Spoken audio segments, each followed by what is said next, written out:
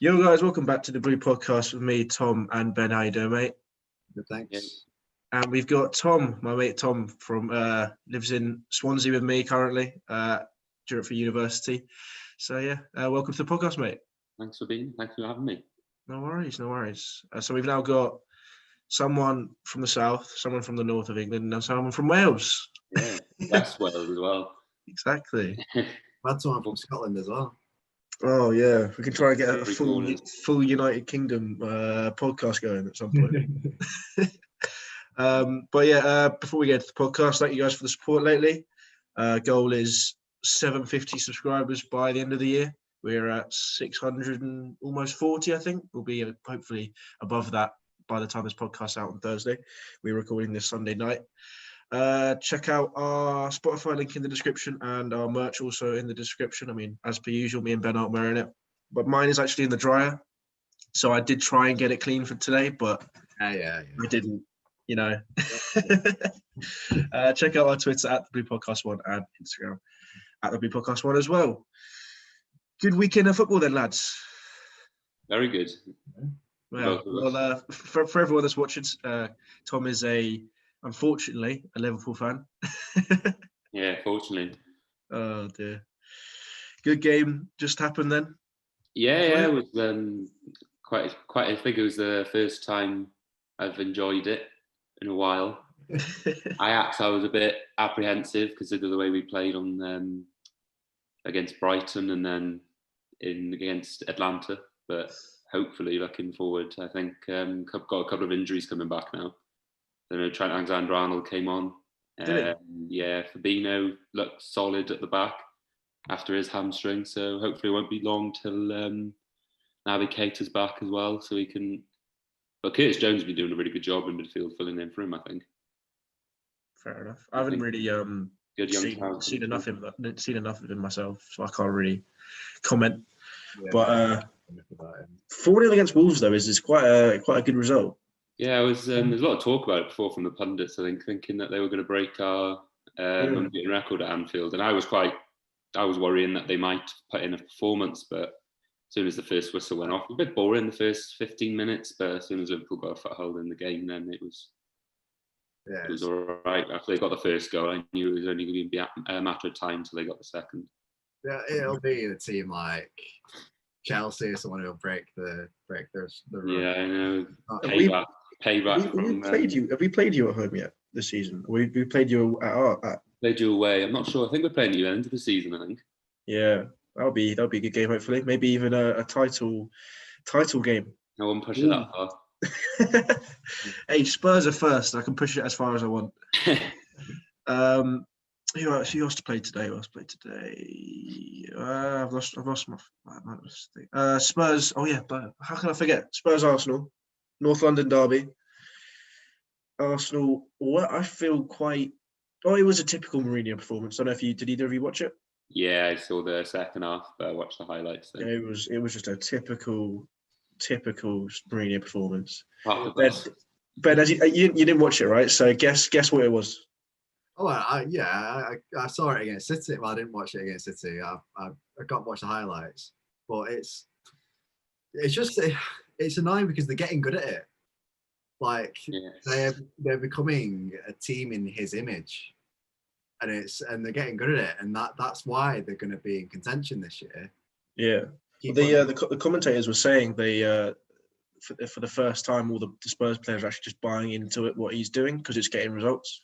Yeah, which is fair enough. It's like it's frustrating for fans like me because obviously I'm a supporter of City who likes to play nice football, blah blah blah.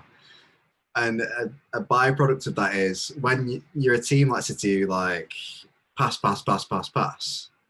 you're inevitably going to have loads of the ball, and then you make like loads of chances. And as soon as you don't miss one of those chances, when you're playing against a team like Tottenham, who play defensive football, counter, get a chance, maybe miss one but score, and they've had hardly any of the ball, but have effectively done the same thing.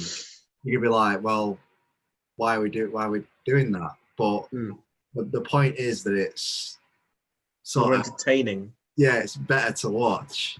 And I guess if you're like what do you call it, a purist, football's about entertainment, isn't it? So that's what you would say is better. But again, the other side of that is football's a results business. So if you get results, it doesn't matter. Well, now they've got Gareth Bale now, haven't they? So they've got He didn't even play today. Someone who knows what it's like. Yeah, didn't come on, but I think one of my mates had a really good point that they brought him in because he's got that winning mentality. He knows what it's like to win big things. Because I think, do you watch the documentary on Prime about Tottenham? Yes. Yeah, they were all but the last episode, I think. I think they mentioned something in there saying they need someone in that dressing room that's all a bit stuck in Pochettino's way. Whereas if they didn't get the result, they'd be like, oh well. But I think now they've got Mourinho in charge. I think there's no hiding behind anything. I think that's partly why they got in Joe Hart, not because he's like quality goalkeeper, but he's been there with City. Oh, he was shocking midweek. Did he, I was at the pub for the Spurs game in the Europa League. He was shocking when they drew. He let in 2 goals and they literally just bounced off his arm into the net. It's like, oh dear. I mean, up until that point, he's actually been doing all right for them in the Europa League. Hasn't recovered since the Euros when Gareth Bale put in a 45-yard free kick. He's just had an absolute stinker since then because he did awful at West Ham and Burnley. But I think we were saying at the start of the season, Tottenham's transfer window is almost, if not better, or the same as Chelsea's transfer window. I'd say it was almost as good, not quite better, to be honest. Like, obviously, it's been very good, but they needed a centre back. They didn't get one. Joe Rodon played all right for them. Yeah, but that was lucky. That's lucky. Yeah, if you buy someone from Swansea, what are you saying about that, Tom? If you buy someone from Swansea, you can't expect them to be that good, and he doesn't even start for them. Yeah, but he's a youth player, and he's shown what he can do. He came on today, actually, didn't he, as a sub? And they bought off a midfielder and put him on.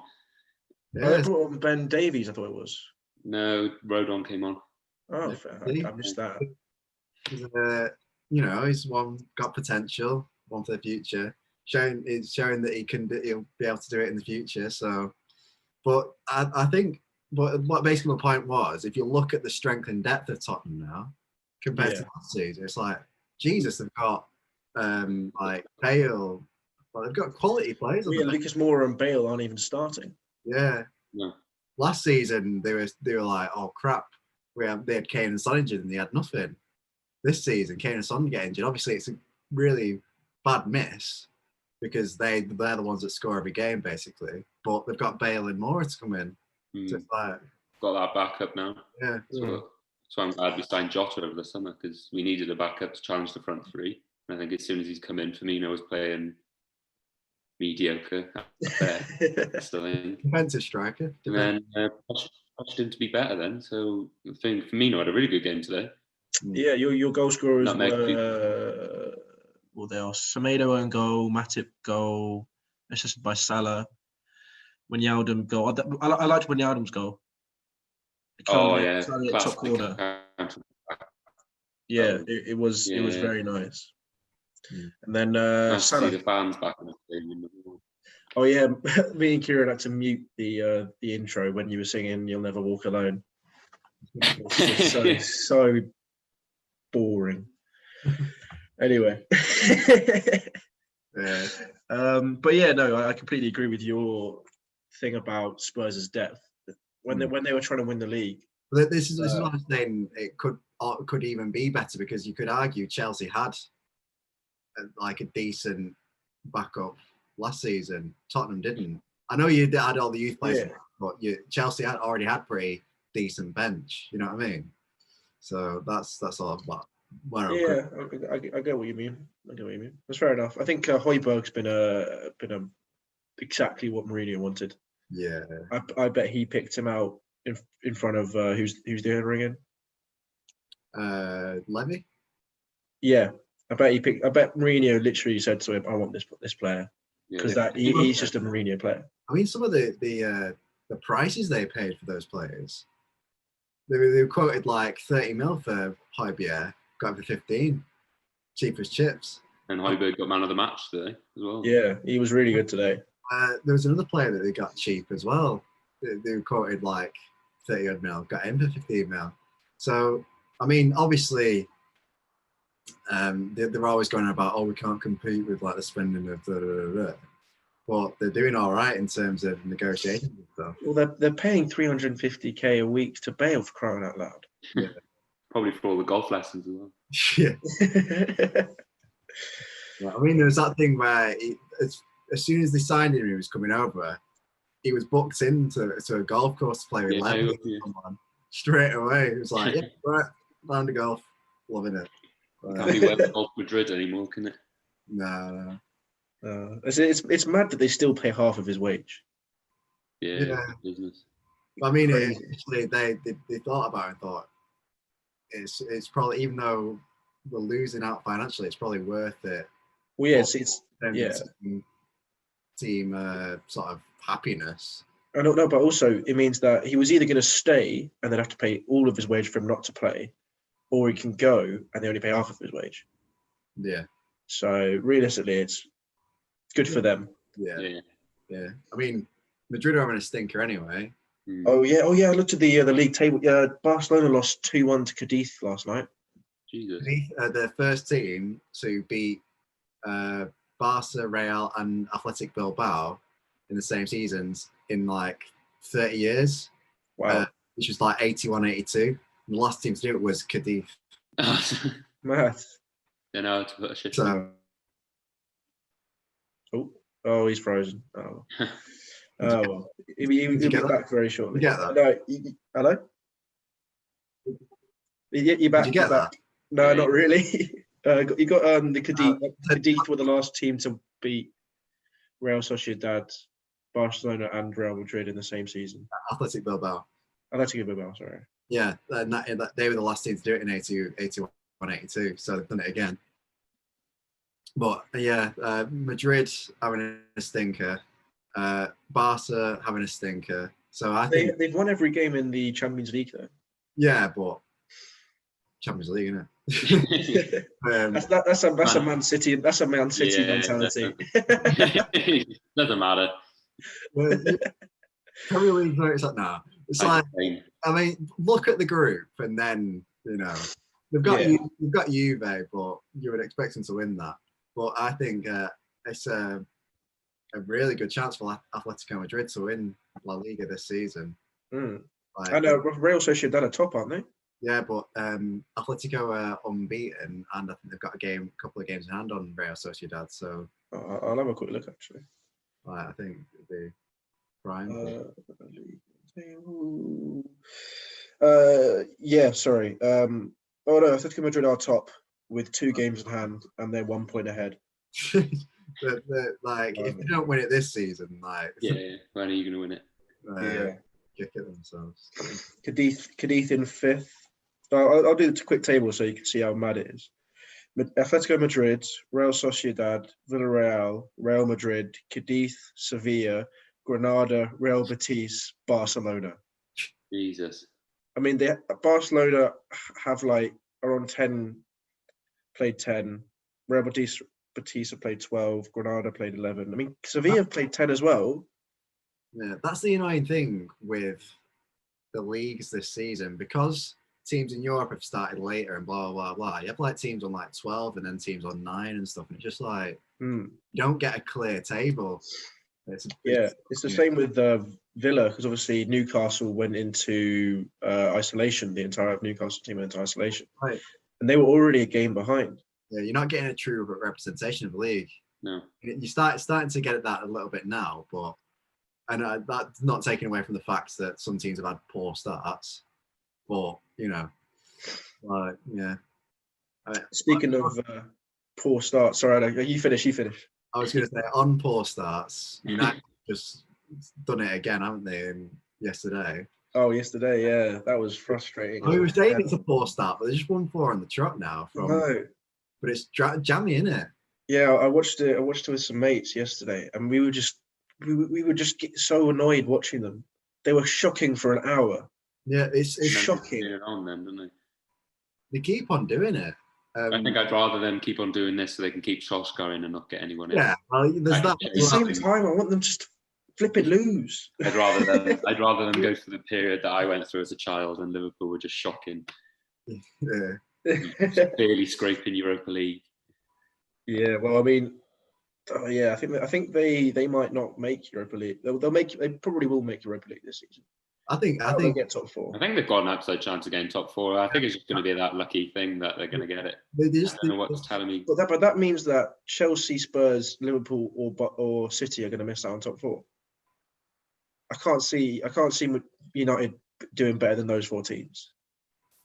Well, you never know. You never know. But I think it's annoying because, I mean, I guess it swings and roundabouts because at the moment, United are getting all the luck with VAR. Whatever. Oh, so lucky. Yeah, the ball that went out. Out of play, yeah. So, oh my word, it went out so clearly. Getting the lucky decisions and then getting the lucky things with VAR, and then the winning the most annoying way possible by basically not playing the players that should start because they're trying to rest them, and then bringing them on and being like, oh look, yeah, shocked playing well when they're playing the first team players. It's like it's not that. Yeah, it's like they brought on Rashford yesterday, changed the game. Brought on Cavani a couple of games ago, changed the game. Like, it's frustrating. It's I don't know why I get so worked up about it though. No, they could win a match without getting a penalty. Yeah, well, actually, yeah, they did yesterday. Yeah.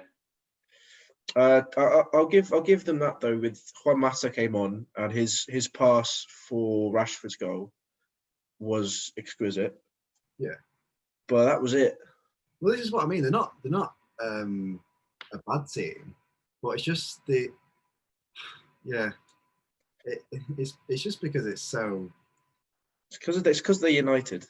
Yeah, but like it's even then, like you say, the acting like it's a shock when they bring on the first team players and they start playing well. It's like no, like they're your first team players. It's like McTominay's bloody playing, and Bruno Fernandes and Rashford are on the bench.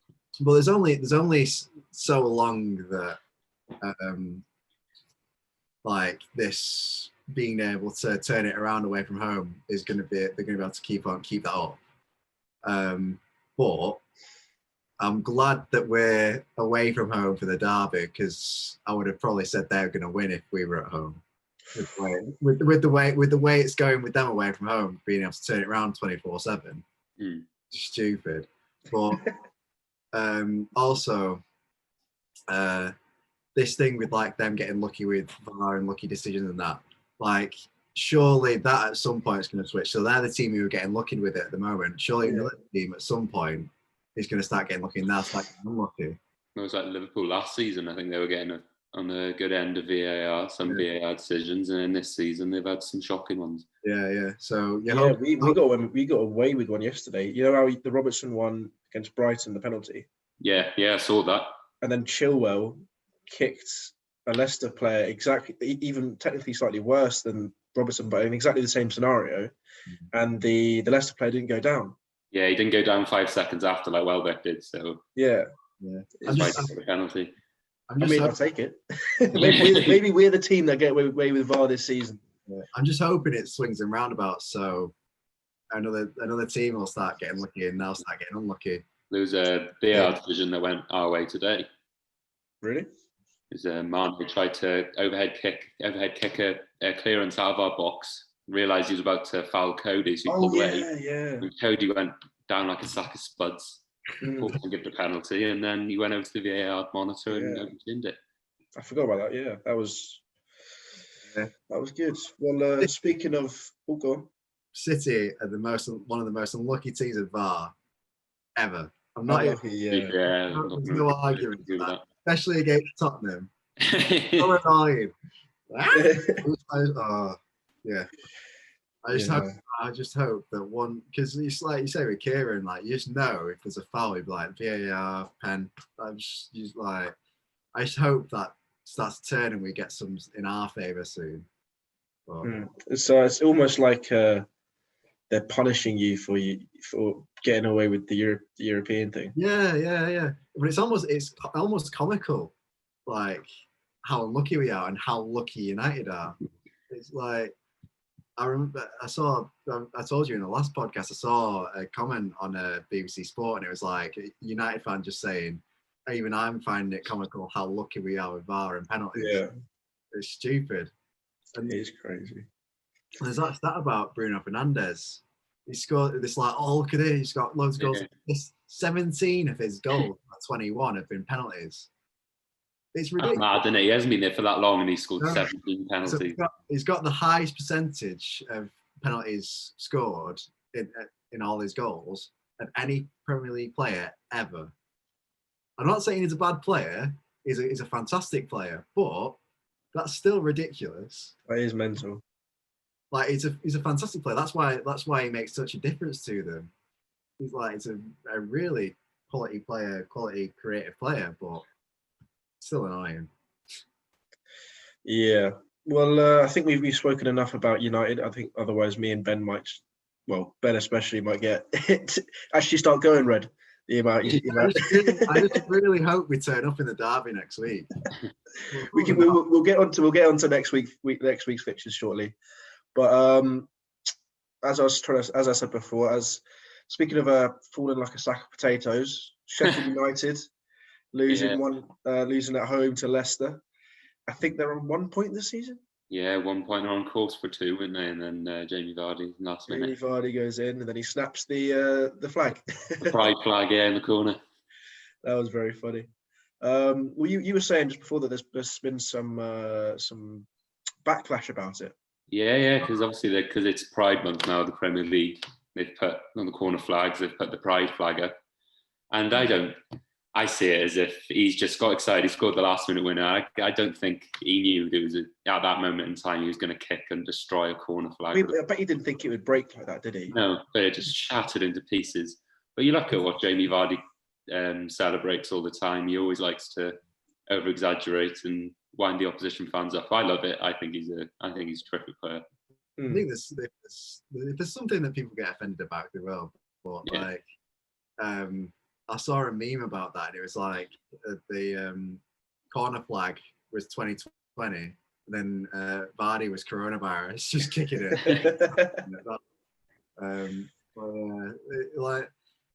I don't think there's people who are getting upset about that. There's no appreciation of the emotions after he just scored a goal, last minute winner, or whatever. So I think he's a Sheffield Wednesday fan as well. Right. So maybe he just wanted to destroy a piece of the stadium. Yeah, he wasn't kicking out at Pride. He was kicking out at Sheffield United. I watched the highlights. Looked like Sheffield United could have definitely got a point from that and were quite unlucky. Although Vardy and Maddison did hit the same post, like in the second. First, I can't remember. First half, I think. Yeah. First half, yeah. But they both struck the post. Well, lovely shots. shots. Post as well, didn't he? Who? Ramsdale dropped the ball. Yeah. And then Tielemans almost scored, but it's lucky, I think. But yeah, maybe they were a bit more lucky than I actually just said. Yeah. And then I think one of the shock kind of big results for today was Palace beating West Brom 5-1. With I guess a Zaha and Benteke masterclass. It's not a shock. It's in the shock on the score. Goal line, yeah. You wouldn't think. Conor Gallagher, Chelsea youth product on loan at West Brom, scored again. Two games in a row now for West Brom. Well, he got smashed 5-1. So he's an attacker. It's fine. He scored. He did his job. Smashed. He did his job. Pundits say as well that that's the first time in the Premier League that Crystal Palace has scored 5 away from home. Really? Yeah. I mean, even more of a surprise is Benteke scoring two. Getting So, two, yeah. I was trying to think when's the last time he scored two. It's probably when his Aston Villa days. yeah. He was his first start this season. Was it? First start this season. And also Zaha scoring two. Like, where would Palace be without Zaha? Like, because I thought they were going to lose him, but like, luckily they kept him because they would probably, they would be in relegation fight without Zaha. He's kind of turning into the. Go on. Go on. I was going to say that he's kind of turning into their version of Matt Le Tissier for Southampton. Yeah, in a sense, like a player who could play for. I mean, Matt Le Tissier might probably be a little bit above Zaha. You see some of Le Tissier's goals. They're insane. Insane. 5 goals. He was too lazy. He just wanted to just enjoy his football at his boyhood club, and I guess Zaha's kind of doing the same. He could play for a bigger club, but I don't think a move away would do him good though, because he tried that with Man United, didn't he? He turned into Willian. But I think he should stick at Palace. Yeah, Or go for a team on the similar level, or just maybe a couple of levels above, because I think he's a bit like Grealish as well. He thrive being the best player in the team. Yeah, surrounded by the best other players that better than him. Yeah. Although I'd say with Grealish though, with England, he seems to show up players almost. Being he's actually been. I've seen a lot of comments saying that he's a lot like Hazard, and how he plays off the left now. Very direct, runs at people, just tries to take on the man or cross it in or take a shot. Yeah.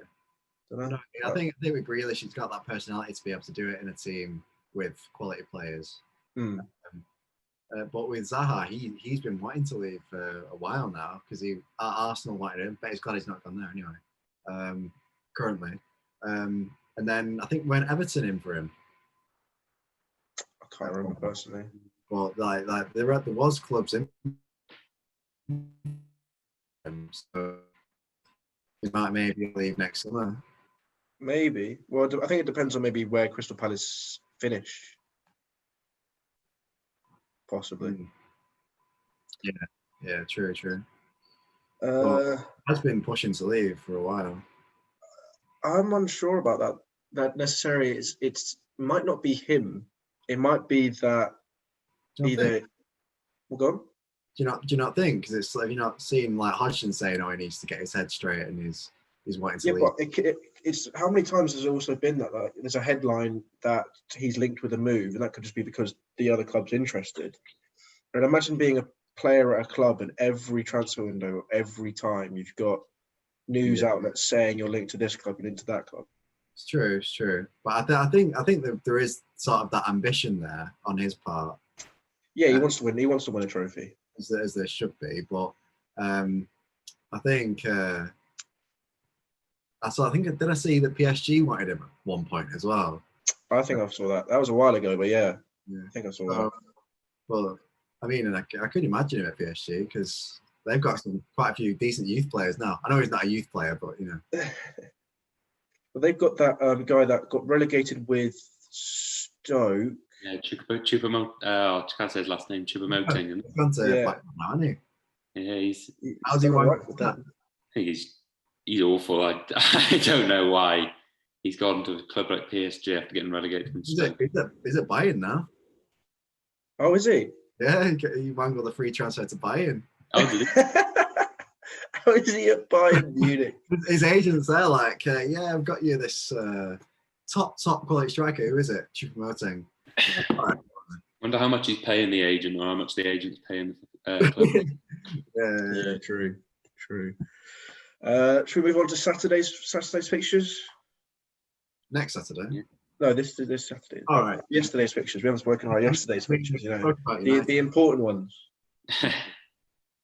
Yeah. We'll start with Chelsea, obviously beating Leeds 3-1. We had the highest XG in terms of possible goals scored than any other team has created this season against Leeds. Not bad. I think you're finding your feet now, aren't you? Yeah. Apart from Werner. Yeah, I think he should have a bit more time, really. Yeah, I think him and Havertz are just still adjusting to the Premier League. Yeah, he just needs to be a bit more potent in front of goal, can he? Well, he stopped a goal yesterday. He actually stopped the ball from going into the net. I didn't catch the game or the goals. So. Yeah, it was a corner, and you know when they're at the back post and they're running in, they're going to try and like knock it in with their foot. Yeah. He just kind of knocked it backwards rather than So into the goal, an open goal. It was similar with the own goal today in the Liverpool game. Trent Alexander-Arnold put a beautiful ball in, as he normally does, and then all Mane needed to do was hit it with his left foot. But he managed to hit it with his right and went onto his left heel. Luckily, the defender was sliding in, and he came off the defender into the goal. Yeah. Yeah, but Giroud started, got his goal. Reece James cross. Can't really ask for much more. Ziyech and Giroud could have actually scored in the first 2 minutes and then third minute, and then they went on to score in the fourth minute, which was a bit. I was worried at that point. Yeah, I've said in a previous podcast, I think a lot to do with why Chelsea are playing well this season is literally Mendy in goal.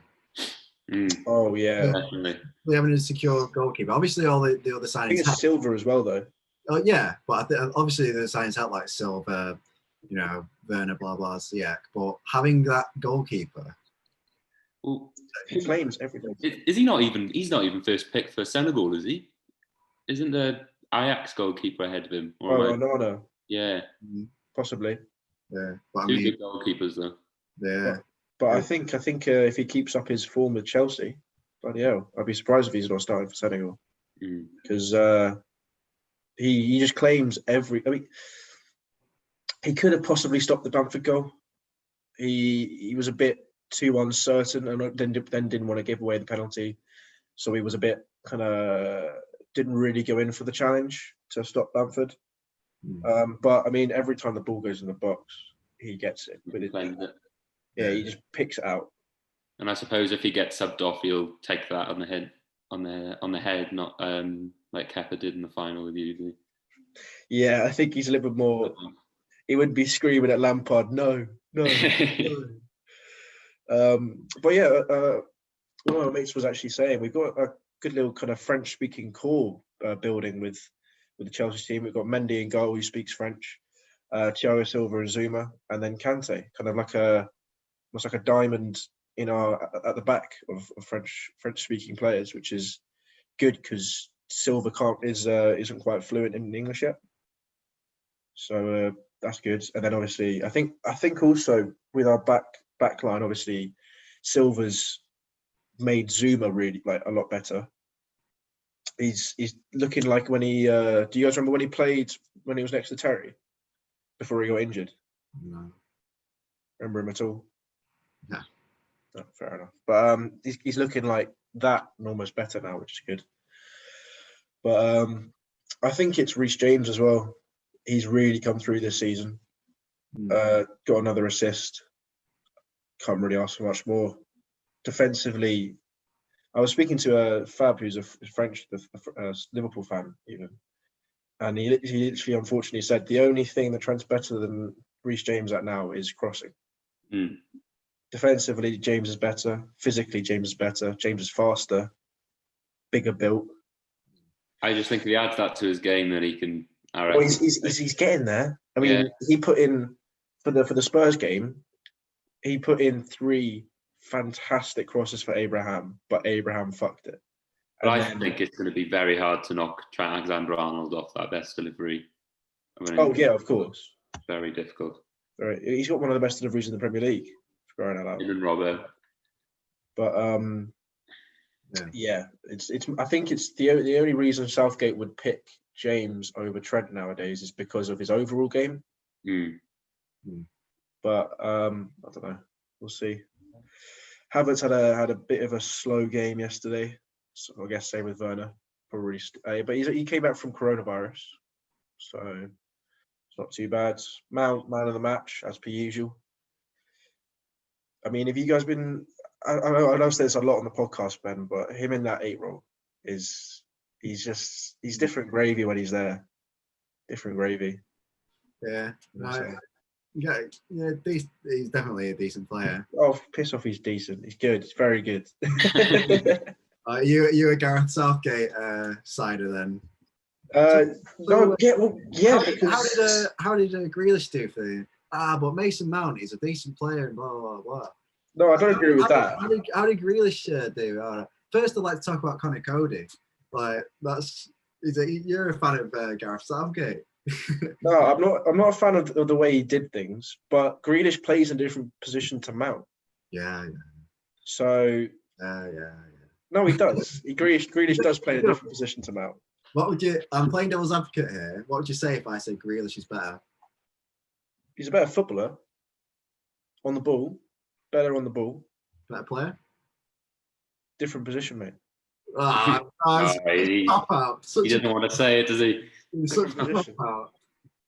Where Grealish plays, Grealish is better at that, and where Mount plays, Mount is better at that. Nah, it's a cop-out. It's a cop-out. Anyway, we've spoken about the United game. Why don't you speak a bit about City then, Ben? Yeah, decent result. Did what we had to do. Should have scored more. Yeah, pretty much it. And then, so I've got into detail over Leeds beating Chelsea. Oh, I didn't speak about the rivalry, to be fair. I think Leeds. Do you guys know about the rivalry? I mean, we've spoken a bit about it on the podcast, Ben, haven't we? Yeah, I think you told me a couple of nights ago, didn't you? There's a surprise. I think a lot of people don't understand that actually it's quite a big rivalry between Chelsea and Leeds.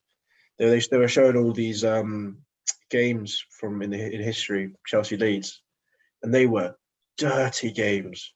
Oh my word, they were dirty games. Even 2003 when we last played them. Yeah. Dirty game, but love it. And then Burnley actually got some points against Everton. I think Everton have really dropped off lately.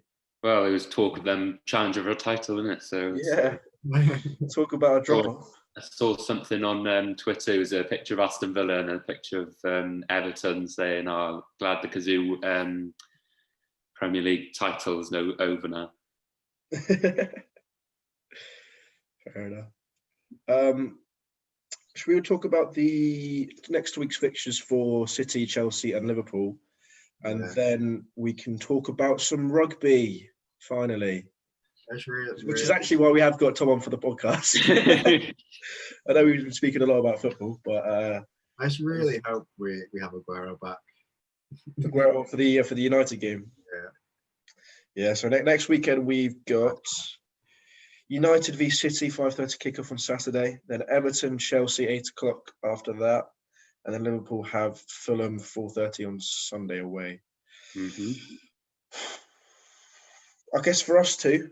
Not really, Tom. It's some big games, but I mean, you never know. Fulham have been looking all right lately. Would you say it's an easy win for you, though, Tom? Yeah, they've put in a few performances, haven't they? But they've never really been. I don't see them staying up this year. So on paper, you'd say, yeah, easy game. But that's what I thought about the Brighton game. I thought we were going to dominate that game. Obviously, this is going to be a bit easier than Brighton. It should definitely be easier. Not quite got enough up front, have they? No. Well, I just don't know. There's something in the back of my mind saying, don't say it's going to be an easy game. It's going to be an easy win, because I'm not sure if they'll turn up and put in a blinder. All right. Well, we always ask for a score prediction, so I'd take a 2-0 win. 2-0 win. 2-0, 3-0, but I reckon it'll be 2-1. Okay. Ben? Yeah, 2-0. But hopefully we'll have Alisson back for that game. But yeah, see, this is why I'm thinking 3-4-0. But I'm really glad that Kelleher has had 2 amazing games for us against Ajax and who did you play today? Wolves. Wolves. One of the Clive Tilsley, the commentator, said the weekend before they played Ajax, Kelleher played for the under-23 side and they conceded 7 goals. Blimey, and then he's not conceded against Ajax and Wolves. Or Wolves. But to be fair, he was tested a bit. He had, I think, Potence had a chance in the first half. First half he chipped in. Yeah, able to sort his feet out and put it behind the post. And I think there was a couple of headers that were straight at him. I don't think he was tested too much today, but I'm not complaining either way. He kept another clean sheet, so doing a job that Adrian can't do. Yeah, you lost confidence in Adrian. Is that why he's not playing, or is he injured? Yeah, it was like every reporter in the pre-match interview with Klopp always try and like get something out of him, but Klopp uses the excuse that Gallagher is better with his feet. I just think he's a better, which isn't false, but I just think Gallagher's a better all-round goalkeeper. Adrian, I think Adrian's had his day now, but yeah, I think so. He's had too many stinkers. Oh, I tell you what, that Atletico Madrid game, I've never been so angry with a goalkeeper before, and that's saying something because we had Karius and Mignolet before that. Yeah. Probably the Champions League final, actually, Karius. Yeah, with Karius, although he was concussed. Yeah, but bit of an excuse, I think that was. All right. I'll quickly chat about the Everton-Chelsea game before we actually talk about the big game of the weekend. We've got Everton away. It's a game, considering recent results, we should win. But I guess, again, it's now Lampard, Ancelotti. That's got that little spin on it. And I don't know if I'd call this. It could be a very close game. But it could also, obviously, this is a very Michael Owen thing I'm about to say. It could also be very, very open. Favorite quote by him is when he said, "The team that scores more goals normally win." Oh dear. It depends which Everton turns up. Yeah, that's what I'm worried about. I don't think Everton will turn up. I reckon it's going to be a win for you. Yeah, it depends. They've still got quite a few players injured out and stuff. Yeah, and we're now really in we're on a winning streak now. I think we've won every game since that draw against United. So I mean, we're doing pretty well. So hopefully we keep it up. I'd take a 2-1. Take a 2-1. How about you, Ben?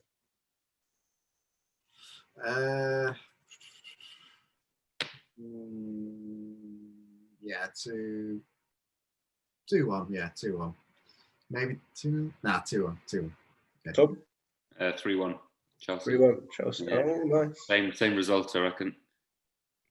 My boy Calvert-Lewin will score. Yeah. That's why I'm saying 2-1. I think he'll get a goal. So I will be supporting Chelsea that game. Good lads. Even though it could cause two teams I can't stand in the Premier League, Everton and Man United. Yeah, true. Also, you actually will be supporting City and Chelsea this weekend. Oh, I won't push it that far. I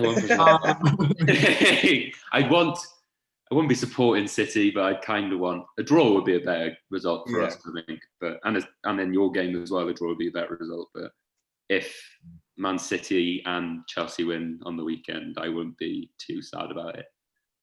Fair enough. I'll take that. Whereas I have to back our little brothers Fulham against you, unfortunately. Yeah, that's fine. Yeah, they're Chelsea little brothers on the side. You've got two teams, don't you, Tom? Chelsea and whoever plays Liverpool. No, it's Chelsea and whoever plays United, City, or Liverpool, or Arsenal, or Spurs. Yeah, well, it's not top 6 anymore. Arsenal are really down at the bottom right now. Do you reckon Arteta's at risk? No, Yeah. I think he'll get the season though, because they haven't had any pre-season, and he hasn't had enough time to form the team and stuff. I think if they lose 1 or 2 more games, they might. Do you reckon he could be one of the first small clubs? If they lose against the small clubs, then yeah, they will. Do you think he's going to be one of the first managers out, or possibly? If it carries on like this, it would be harsh though, because you can tell it's the players and not him. Yeah, he's got the philosophy. It is harsh. Yeah, it's starting to play the way he wants, but it's their worst start since the 80s. I'm pretty sure. It kind of shows how good of a manager Arsene Wenger was, wouldn't it? Yeah, it does. It really does. Champions League football up every single year. Yeah. So in case be careful what you wish for, which is why we might as well keep Pep, because we don't know what's after that. No. But Yeah, it would be harsh, but again, it's a results business, isn't it? The cliche is. So, yeah. All right. Well, speaking of results, what do you think is going to happen? United v City, then, Ben. Because we're away from. I've said this already. Yeah. We're away from home. I'm a bit more confident, but I'm still not entirely confident that we'll turn up. So, I'll back City 2-1, but it could be a draw. All right. I want to say 2-3-0 to City, to be honest. Just because I would love it if City just ruin United and show them who's boss. Well, I would love it, but I just can't see it because we've not got that striker. I know we got Jesus, but he's not Aguero. But Mahrez is playing really well right now. We've not got that striker just to stick him in. So we can't see a score in like more than 3. We've scored 7 goals in the last 2 games, mate. What do you mean you can't see us scoring? But it should have been 10 plus goals, you know? Exactly. Yeah, but still, you're looking a lot better than you have done in recent games. But also, we have just, no disrespect to them, but we have just played Burnley and Fulham. So true. I haven't. Yeah, that's very true. Yeah. What's your score prediction then, Tom? 2-2 draw. I'm going to go for. Oh, 2-2 draw. I'm going to be the draw. I'm going to be the. I mean, I can see it, but I'd like to think we'd win. It's saying that cliche. It depends what United want to turn up, isn't it? Yeah. Well, yeah, but it doesn't even matter. They can turn up for 20 minutes and win a game. Yeah, exactly. They're at home, so it doesn't count. Well, I'm sure. Me and Ben will be talking about some annoying VAR decision in the next podcast that went against City and for United. Yeah, let's be honest. I can guarantee it. Yeah, it's. I'd actually almost put money on it that there will be some VAR decision against City for United in that game. All right. Well, we've spoken a bit about the footy. Let's talk about some rugby. As you can see, Tom's wearing a Lions shirt right now. Right now. Very nice. Conversation. Very nice. Just I think have I mentioned it? Go on. You go on. Odds on Bruno Fernandes scoring a pen against us. Oh, high. Yeah. Try and guess what minute as well. So, I'd say second half. Yeah, second half right to death after the full-time whistle's gone. 90 plus 10 or something ridiculous like that. Yeah, after they've changed. Yeah. Had showers. yeah. Oh dear. Well, yeah. Have I mentioned it on the podcast, Ben, that I've played rugby my entire life till I came to uni? Yes. I think I mentioned it on the podcast. You mentioned that you played rugby anyway. Yeah. So I guess I follow football mostly, but I guess when I was a kid watching international rugby, I guess I don't really follow club rugby. Do you, Tom? It's a bit difficult for us now because obviously I don't know if they know this, but the Welsh clubs, the Irish clubs, the Scottish clubs, the Italian clubs, and some of the South African clubs are in a league together. But it used to be on BBC and S4C, which is the Welsh coverage of it, but it's now changed to Premier Sports. So I just only catch the highlights. I don't really follow it because I tell you what, the quality of rugby isn't that great. Try and catch a few with English Premiership games as much as I can. And Exeter are currently unbeaten this season, right? Yeah, they are. They're doing very well. They've done consistently well for a while now. They're starting building up because obviously they haven't got Saracens to worry about this season because they got relegated last season because of.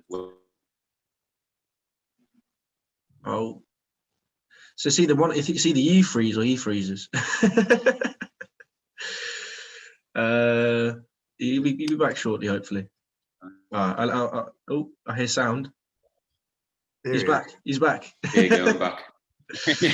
You were saying. You say something about Exeter? Yeah, Exeter consistently throughout the last couple of seasons have been performing really well. Well, because Saracens are relegated because of Saracens anymore because of the wage caps. They got massive points reduction and ended up being relegated to the Championship. which I still find quite funny that the likes of Itoje, Farrell, who've been in the England side for so many years, are playing in the second tier of English rugby right now. Yeah. Well, recently there was the Autumn Nations Cup. It's not the most entertaining, or well, not. It was actually very entertaining last night, but I mean, it's not one of the biggest competitions, is it? No, I mean, I think the reason why they brought them in, because this time of year is normally autumn internationals, and they go through that. I think because it was obviously the Six Nations got postponed till this. Well, I think it was October. They played the last round of matches, and then they just wanted to make something more competitive, I think. So I don't see it returning next year, because I think they'll revert back to the normal form. But I really enjoyed it. Yeah, I thought it was really good. Quality of Wales at the moment isn't as it was over the last couple of years, but I'm happy just to see them play. Really. I mean, we did. It was a good game the weekend before in the was it the semi-finals, round 3? No, it would be a cup game. Is it England Wales or about? Is it? Yeah, England Wales. Yeah.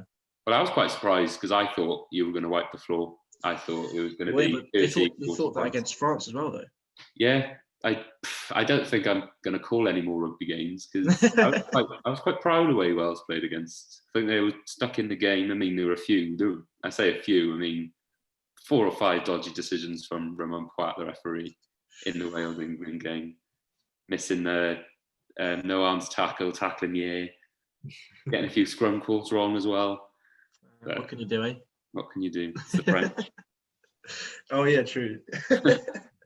Yeah, but if I was a French ref, I'd rather France played Wales than England right now. Oh yeah.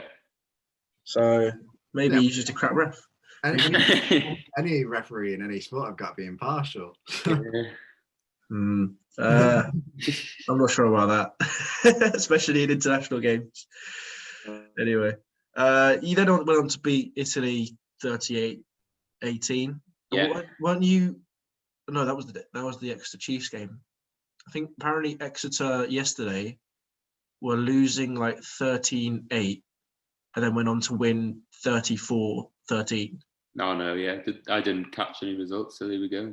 No, I saw it. I saw it yesterday. I was like, whoa, that's. Well, I think we did go a man down just before half time. Josh Adams' cynical foul was yellow card any day of the week. I think Italy got a bit excited that they were going to score a try, and they did. They were ahead for about 5 minutes or so. So and then the normal Italy came back then. Yeah. So I'm of Italian descent, so I did that last podcast. Why did Italy bother playing rugby? I don't follow it, but I know because you're the 6th best nation, though. Yeah, that's the thing. But like they should just bin it off it because it used to be the five nations, didn't it? Yeah, and then 2003, I want to say they were joined in. So I think England won the first Six Nations. Right, so like they should just bin them off, and look at the 5 nations again. Well, that's what they're looking to do now. They're looking to bring in they've been talking about for a while, bring in the 2-tier Six Nations, so the people get the wooden spoon, play the winner of the second group. So I think they're getting Georgia. I don't know, Russia. I think have been talked. Spain. Yeah, right. Spain. Yeah, it'd be like a playoff then to see. It's so that 6th person will swap. Right. Okay. So Italy are doing a playoff. I think they would. Yeah. Right. I thought they already started doing that. Like they played against Georgia. No, that was recently in the Nations Cup thing. Oh, right. No, but I mean like before that they played Georgia in a playoff a couple of times. I can't remember. Georgia are like the. Yeah, Georgia are the club that are the country that are closest to getting into the Six Nations. Oh yeah, he's back. I'm back. Yeah. You were saying about the wooden spoon. You're saying about wooden spoon winners. Yeah. So they're thinking about doing the playoff for the second group. Yeah. So I'm not sure, but Italy are going to win those games because they're better nation. They're better nations than those 3 that go. Maybe Georgia are at a push. Yeah, Georgia, I reckon, will give them a good game. But that's it really. But I think they should just even bin that off and like have just Well, no, I wouldn't say that though. Have Italy in the second tier. Like it's just. I think there's no point in like having a game where it's just basically a free win. Yeah, the way Wales are playing at the moment, though, I want Italy to stay. I think we might be relegated. but I remember the there was a Six Nations a couple of years ago, which was really Italy actually played really well in, and there was the one where they like bended the ruck rule. Yeah, against Italy. Yeah, against England. Sorry, yeah. Yeah, and they actually had a really good Six Nations. So like, I wouldn't necessarily agree with your statement. Obviously, generally, Italy. Right. Let's put it this way: when Italy win a Six Nations, I don't watch it. I don't follow it. When Italy win a Six Nations, that's a shock. Yeah. So I don't think they're ever going to win a Six Nations. No. But win a Six Nations match. Sorry. Oh, okay. Yeah. So like that's a shock. So it's like it's just basically every team will start on plus. How many points do you get for a win? Well, it changed now. It used to be 2, but then you get points for bonus points now. So I think bonus point wins 5 or 4. Right. I'm not 100% sure. I think it's 4. Bonus points 4. Yeah. How many points you get for a win plus bonus points, whatever. Yeah. You get that free before they start. Like it's it's definitely. It's when it comes to Italy, it's who can score the most tries. Yeah. So you basically just like. Get like take Italy down a tier and let everyone start from 0. Like you know what I mean? Like I don't know. But yeah, we're good. They're good at football. Yeah. keep that. Yeah. Well, you pretty much you're one of the few Six Nations. Actually, no. Where am I going with this? Wales and Scotland and Ireland suck at football.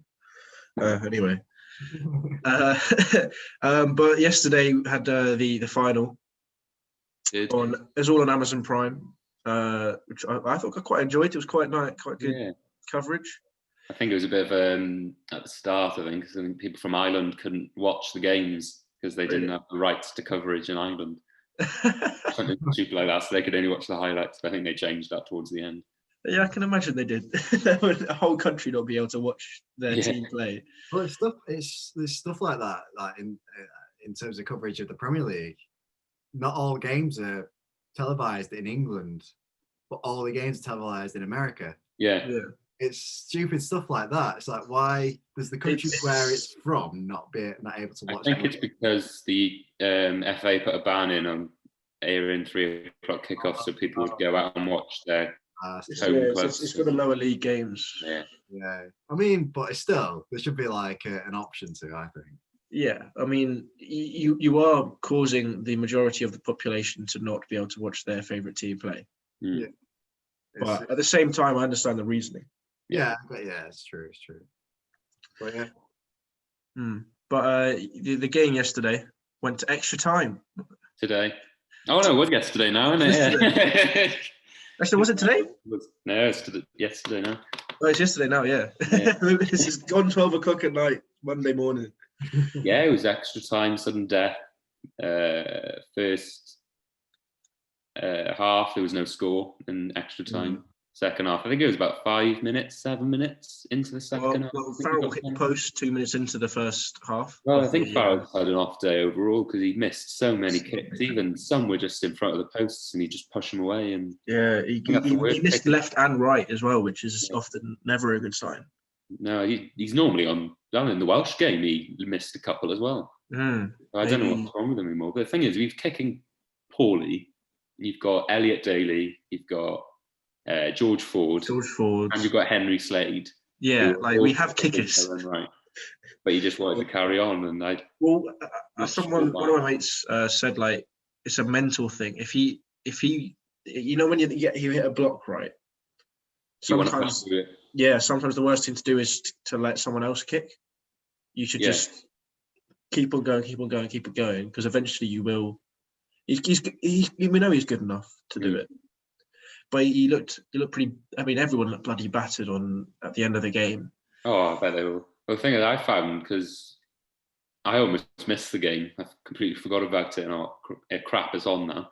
But French players, I probably have never heard of hardly any of them. That's They're only all youth players, weren't they? only because they had to go back and play for their clubs. So they put in the youth team, and the youth team have Insane. they've won the under-20 championships for the last couple of seasons. So I think France are going to be the next big nation in the Northern Hemisphere now. They've got talent coming through. They were really good. They just didn't have the experience to close out a match. I think that was the issue. But Brace, the referee, missed a couple of knock-ons in the lead up to your try. Did he? Yeah. I didn't see that. Yeah, he's a Welshman actually, but he's affiliated to the Irish. Oh, is he? That's the referee we spoke about before, didn't we? Yeah, it's Irish rugby.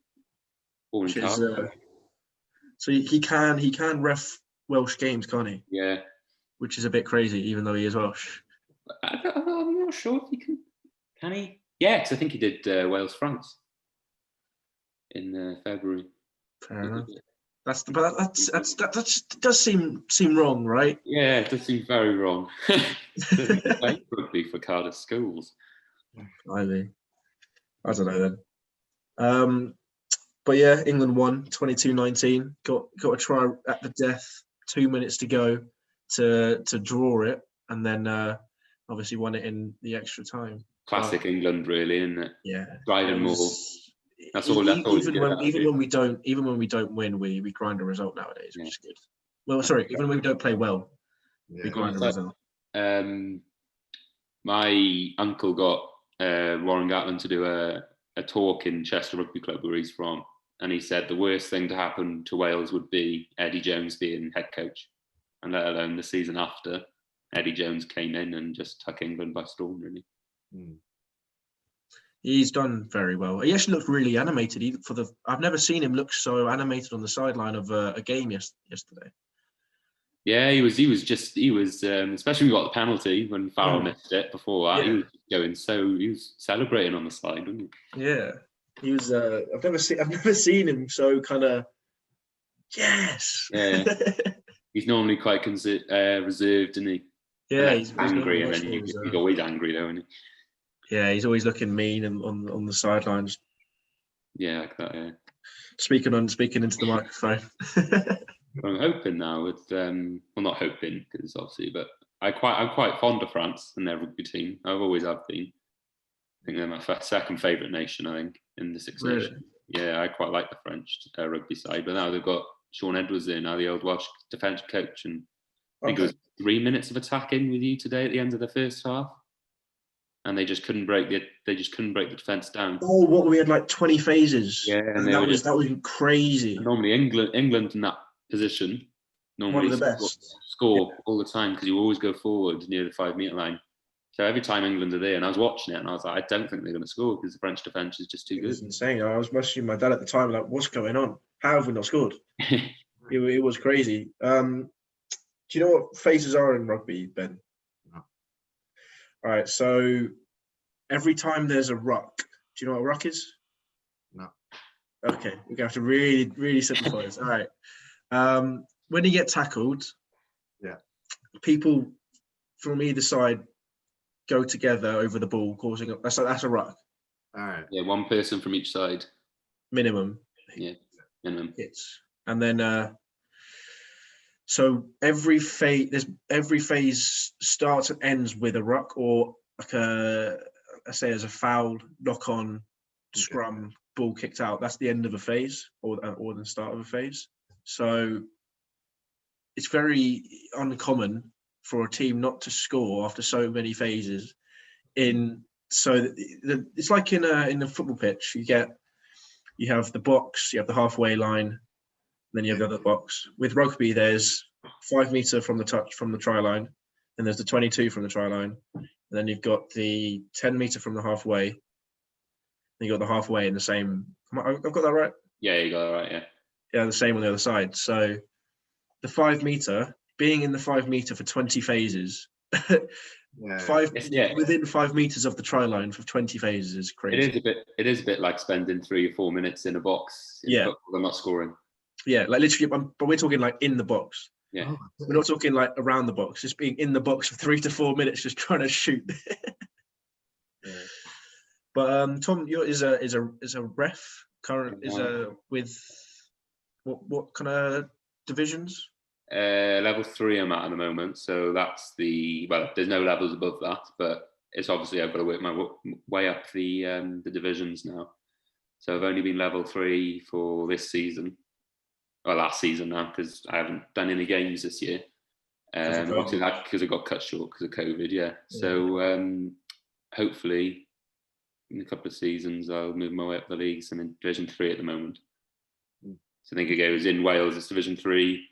Division 2, Division 1, and then there's something called, I think it's the Championship, and then it's the semi-professional league, and then it's professional. You're a little grind to go there then. Yeah, a lot of grinding to go. Yeah, But I thought it was going to when you'll be. Go on. I thought it was going to go. Yeah, it's the league I'm in, then there's this league and that league, and then it's the top league. Oh no, it's still quite a lot. Yeah, it's still quite. You ran out of space on the screen. Yeah. What was I about to say? But yeah, so COVID, when do you think you'll be able to ref another game again? Because obviously with COVID. They haven't really said. I mean, teams are allowed to train, I think. Yeah, non-contact. Yeah, training. non-contact. They haven't. They put out a plan at the start of the season, but obviously it's just seeing what happens with this vaccine now. How come we can play football, but they can't play rugby? You can't really play rugby with with minimal contact, can you? Because you're playing football, you're not. And it's also probably you're only allowed 30 people, and then that's no subs. Yeah, okay. You're not allowed. Well, scrums, line-ups, push probably. You wouldn't be allowed rucks. Mauls, you wouldn't be allowed because there's obviously so much contact in rugby. That's what the game's built on, is contact. Yeah. So it's a bit frustrating because I just want to get out. I miss it so much. I just want to get out and referee every Saturday. But hopefully by Easter time, if that's looking a bit normal, I think we've got the vaccine now, haven't we? Yeah, but I think it's going to be might be a while before life gets turned to normal or some sort of normality. The new normal. Not too much longer. Yeah. I want to go back up to the Vale as well, so I want to do a fitness test. But obviously, we can't do that at the moment because Welsh are training there. That's fair enough. Is there when you think about rugby, Ben? Are there any questions that you what is this thing when you look at rugby? Is there? No. Or do you just know nothing and you just because I've never had any interest in it, so I wouldn't have any questions. But I mean, I have caught it from time to time, but just like I prefer football. That's basically it. I suppose it's kind of like suppose if you're northern, there's football in it. I think south of England, very southern game rugby, and anywhere in Wales it's rugby. Yeah. So and Scotland as well. And Scotland, yeah. And Ireland, I guess, because obviously I guess it's the better sport. Irish, Scottish, and Welsh rugby, football ain't the same level as international rugby. Yeah. No, nowhere near, sadly. Yeah. I wonder why North of England is football. Yeah. It's quite strange considering the North of England's closer to Scotland and parts of Wales. It's the only. I'm trying to think of a Premiership side in the north. I think it's only Newcastle, isn't it? Yeah. Newcastle Falcons. Yeah. What about I'll have a look actually. Leicester Tigers. Leicester Tigers, yeah. Yeah, I get confused about the English geography. It's not your home country, is it? No, exactly.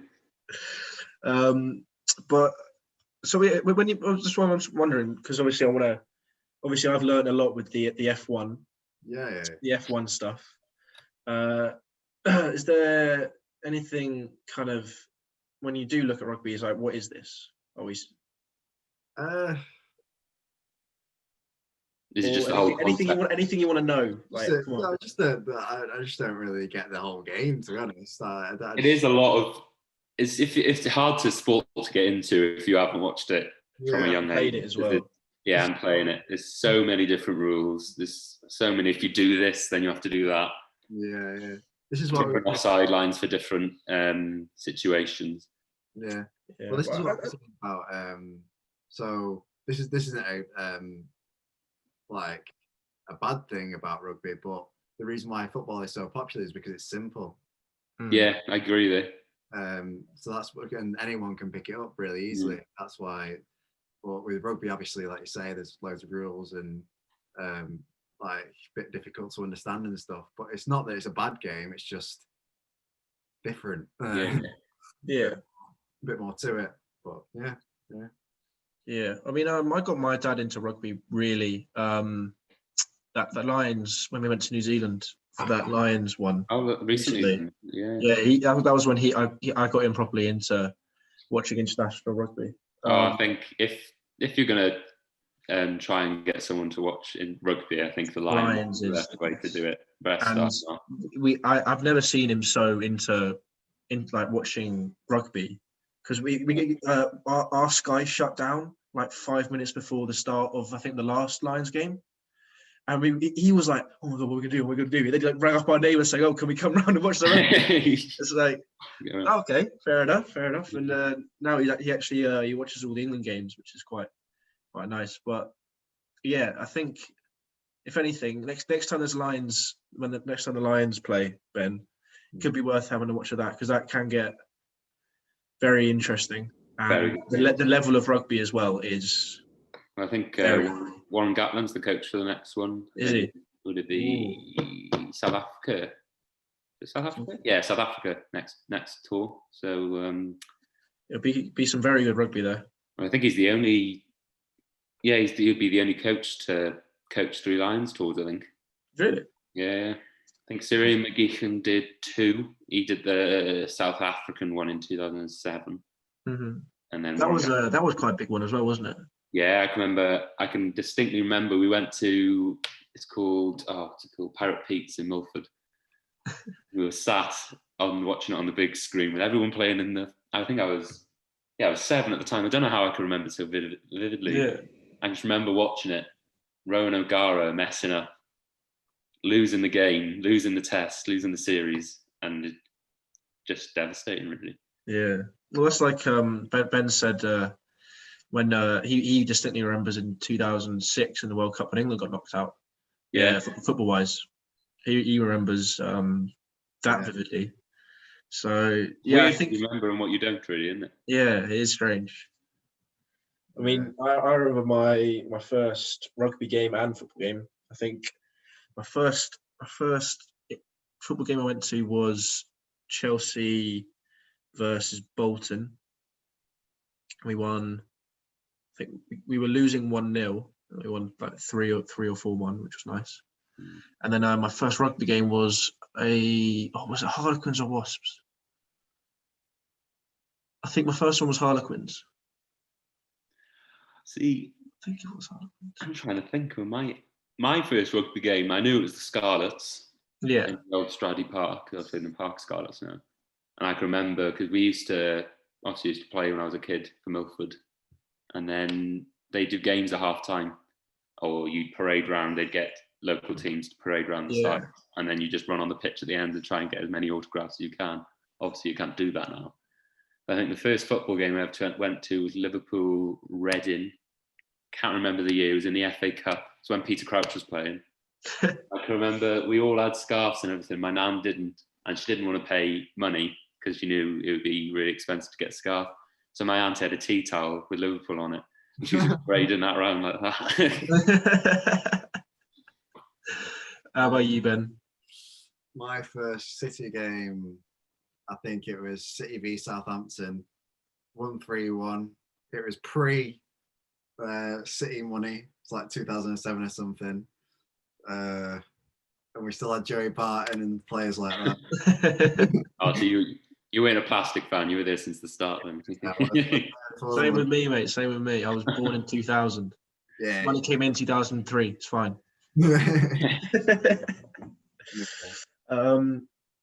I played a sevens tournament at on the Harlequins pitch. All right. I remember that. The Stoop, is it? Stoop. Yeah, like ages ago though. That was good fun. But yeah, I think for me though, I guess my love for rugby's come through playing it, obviously. Yeah. I mean, I've always played it since I was 6, I think.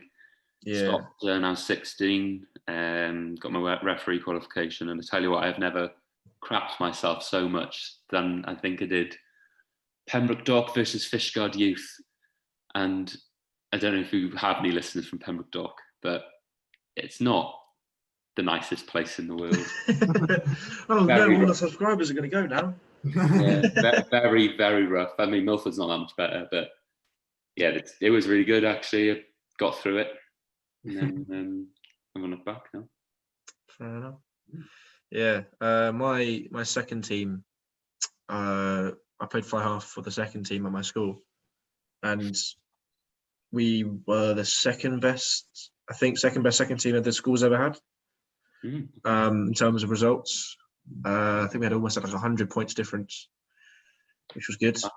I think our school team was crap. No, we were quite a good year. Yeah.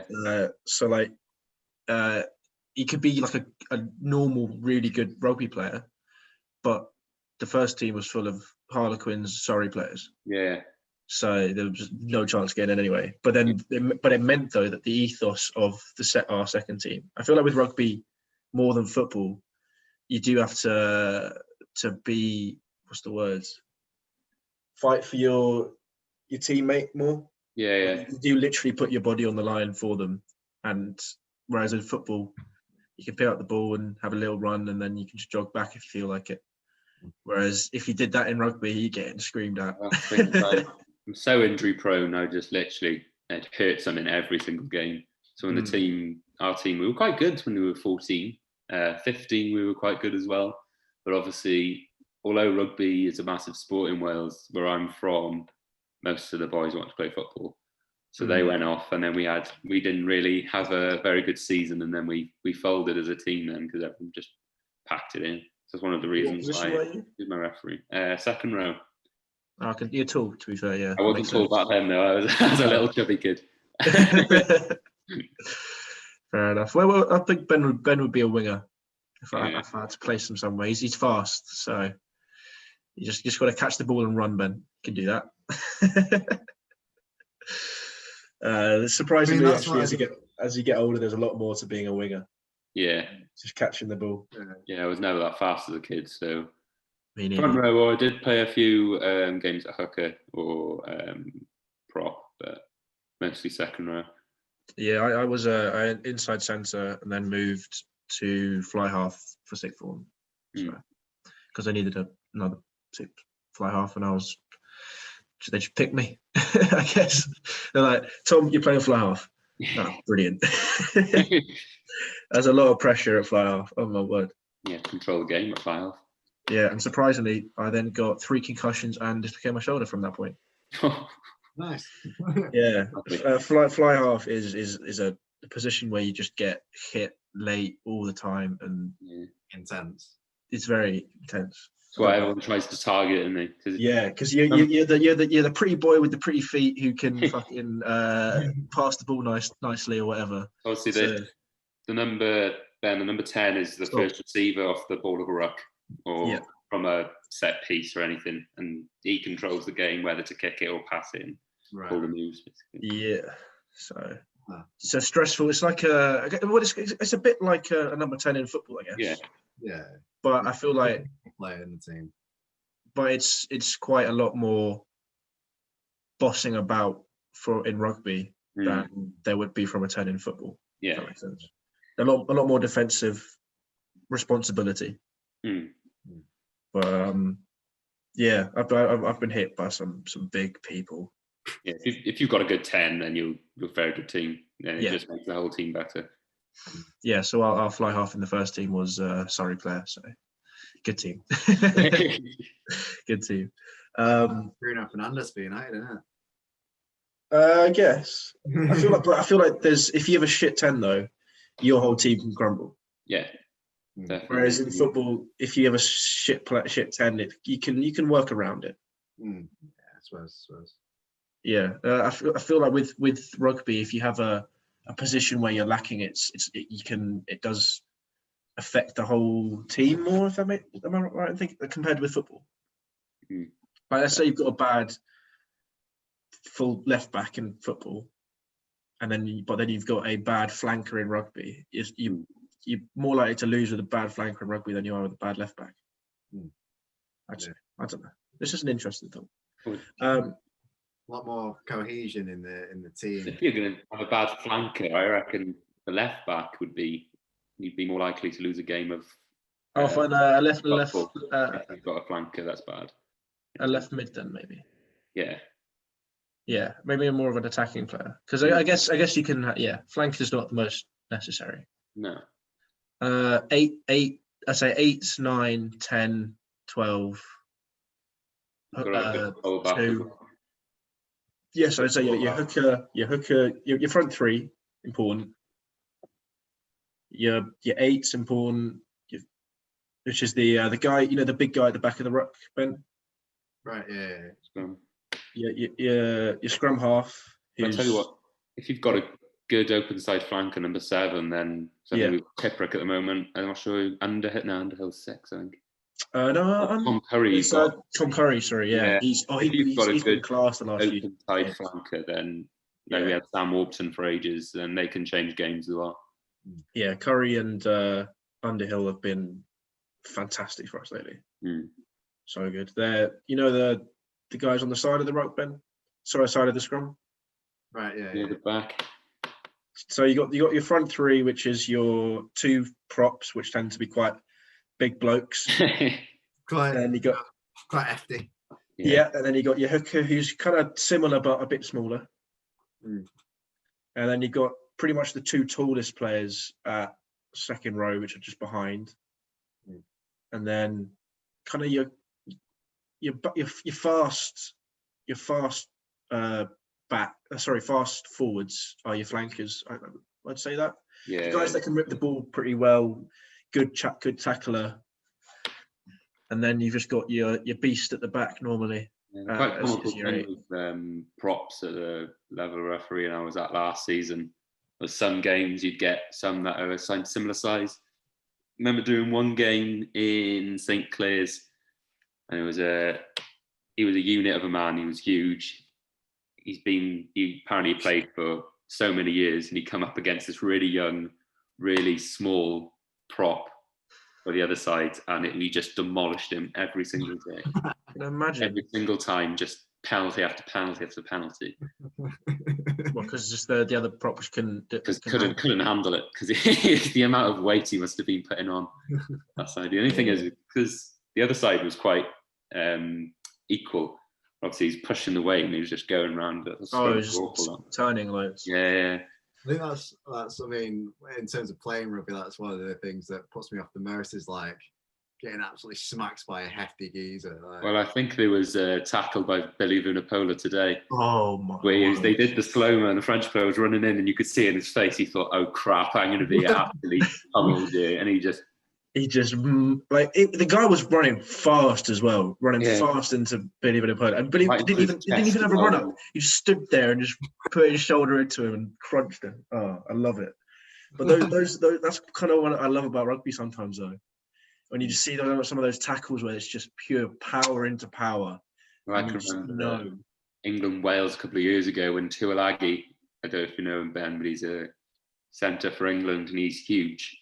He's built. Must be so powerful. He's not fat. He's like built, like just muscle. Running towards the line, 5 meters out, and Sam Warburton, our captain at the time, came down and just literally grabbed his ankles, and he just went down straight away. One of the best tackles I've ever seen. Because normally Tuilagi 5 meters out, he's scoring. He's going to score every time, and that was just amazed by that. Billy Vunipola, if you didn't know Ben as well, was I've seen number 8. Yeah, I've seen. I think like bits of him, like pictures and that. Is he the one who's like a bit controversial in that? Yeah, that's him. Yeah. Yeah. I think he had a bit of controversy last season, didn't he? But he's cousins with him and Mako. Are cousins with. I thought they were brothers. Yeah, they're brothers, but they're cousins with Talupi Falatau for Wales. Really? Yeah. Oh, mad! I didn't know that. But He's got the mullet look. Everyone's got the mullet look right now in rugby. Yeah, Tom Curry's rocking the mullet at the moment, isn't he? Yeah, there was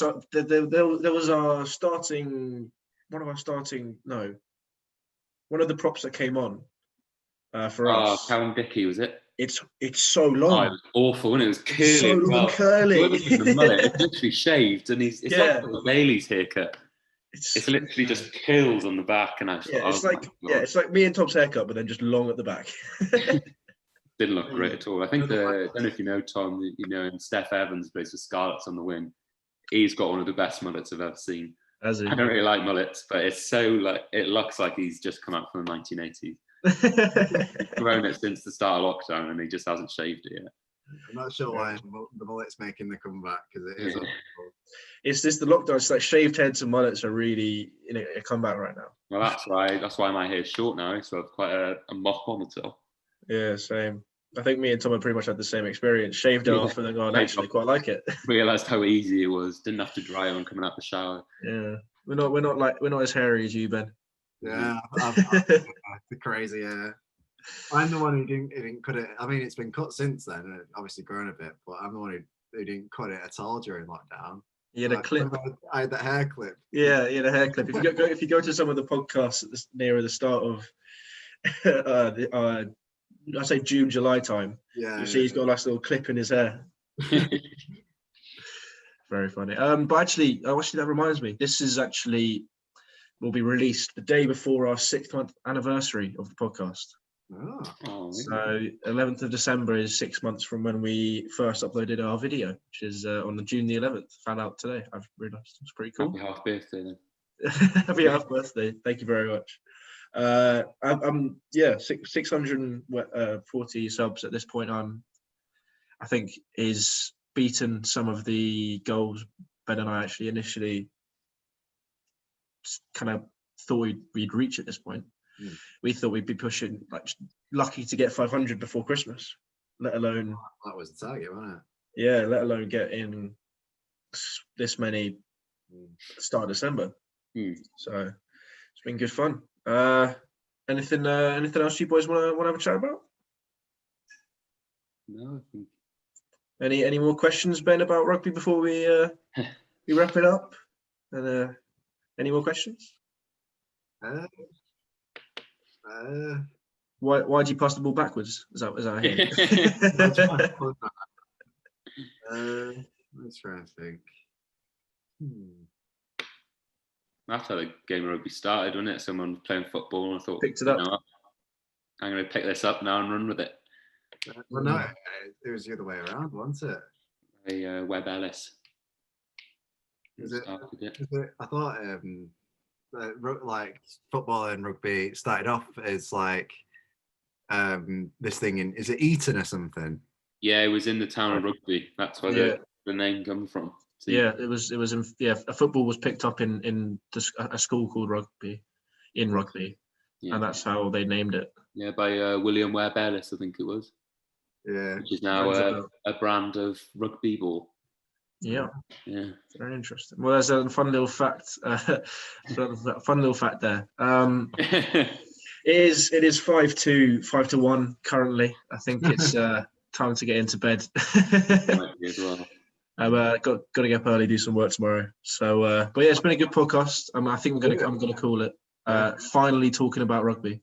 I have to do a podcast about like the start of football, won't we? Oh yeah, we need to do that. I will watch that. I know I have said that many times. I need to watch that documentary, but I just haven't got around to it. But thank you for coming on, Tom. Finally talking about some rugby. For me, it's a nice change from some F1 and some football maybe. But I guess we got I think we got a comic book guy coming on next week. And then we've got our Christmas special and our New Year's special for you guys to look forward to. So do make sure that you do check out those videos. They're going to be funny, I believe, for everyone watching. If you enjoyed the video, do leave a like and subscribe if you're new around here. The goal is 750 by the end of the year. But, we're happy wherever we reach because I think we've beaten our goals this year already. But hope you guys enjoyed. Bit of rugby this time, bit of football at the start as per usual. But I think after the new year, we're cracking down on the football stuff and getting a lot of football guests you've got to look forward to. So yeah, hope you guys enjoy that, and we'll see you guys next Thursday at 4 p.m.